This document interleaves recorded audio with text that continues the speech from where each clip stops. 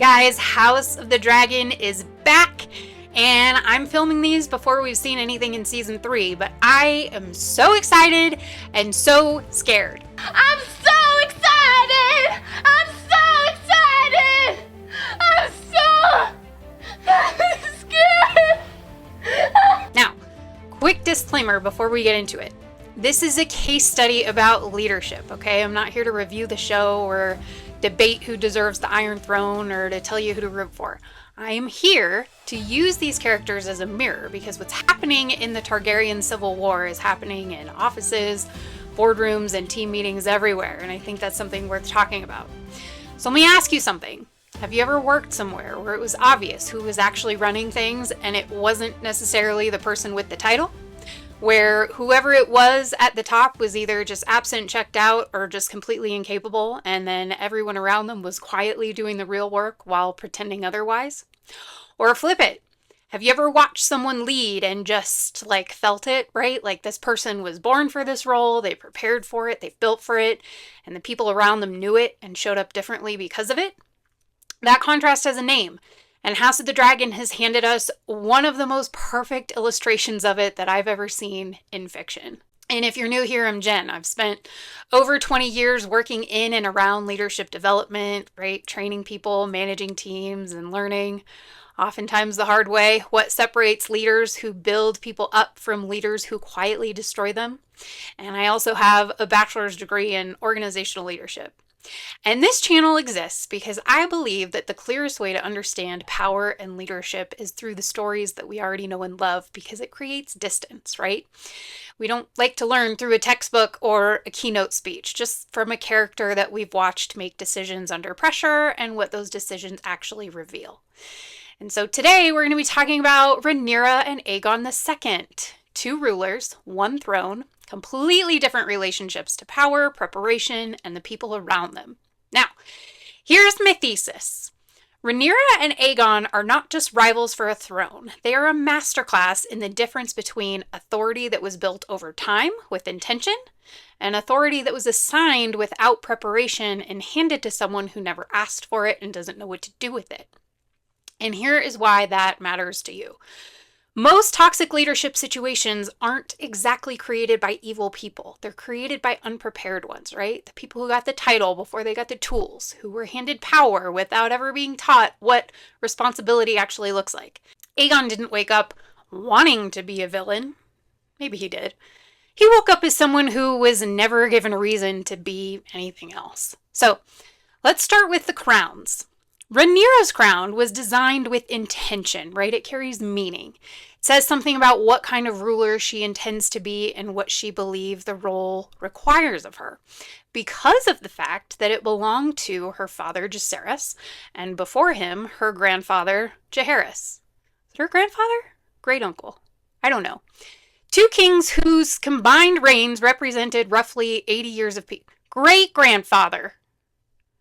Guys, I don't know. That Targaryen family tree is a lot.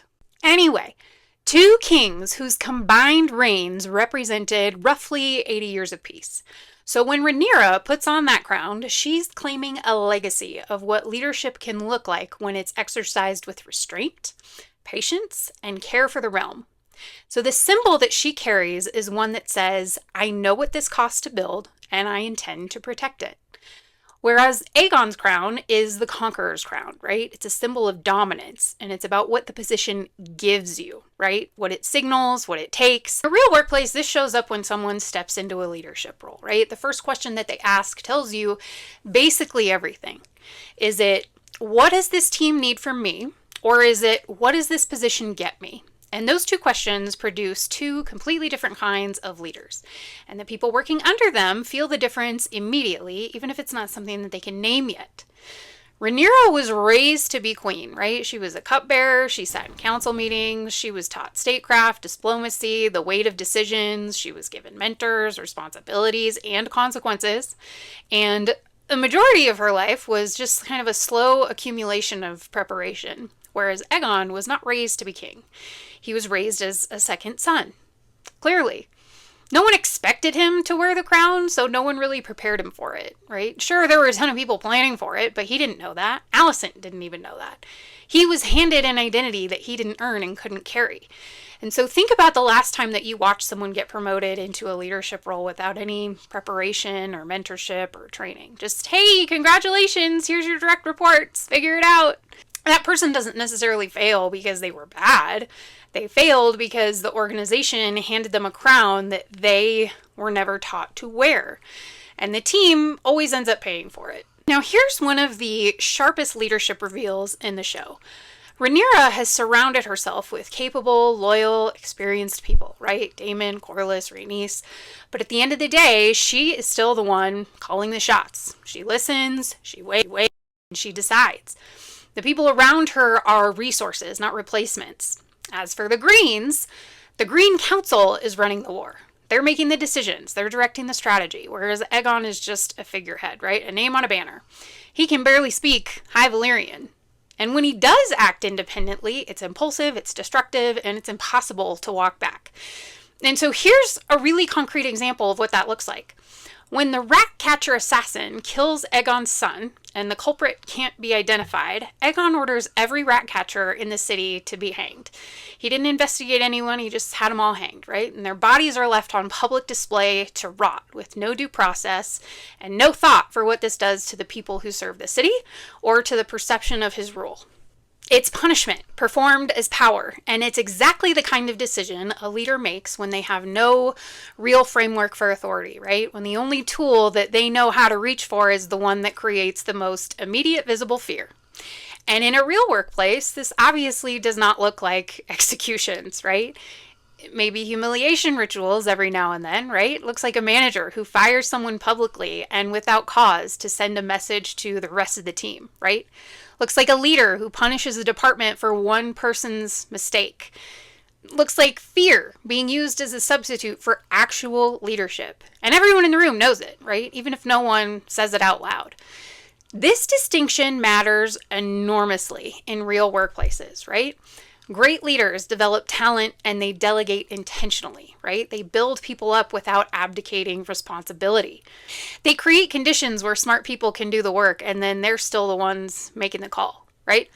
A leader whose team is running everything, not by design, but by default, is not leading. They're just kind of being managed around, and that always eventually collapses. When leadership is unprepared, it doesn't just affect the leader, right? It affects everyone around them. Aegon's impulsive decisions cost lives, and his inability to hold a room costs political alliances. His lack of preparation means his council has to spend as much energy managing him as they do running the war. He's a liability dressed as an authority, and it's all performative, right? And the thing is that most people who've worked in toxic environments have worked for an Aegon. Not exactly a monster, right? Just a person who was given power without preparation, and then everyone around them quietly just absorbed the damage over time. The Dance of Dragons, which is the Targaryen civil war that this show is built around, is only partly about who has the better claim to the throne, I think. To me, it's more so about what happens when leadership is taken instead of built, right? When titles are assigned instead of earned, and when the gap between who has the power and who's actually ready for it becomes too wide to hold. We see this in organizations all the time, right? The talented individual contributor promoted into management with no support, right? The founder who can't let go as the company scales. The senior leader who hasn't developed the people below them because developing others would feel like giving power away. The dragons are different, the politics are different, but the dynamic is all the same. So, what do Rhaenyra and Aegon teach us about leadership? Number 1, your title is not your authority. Well, partly. Your preparation is.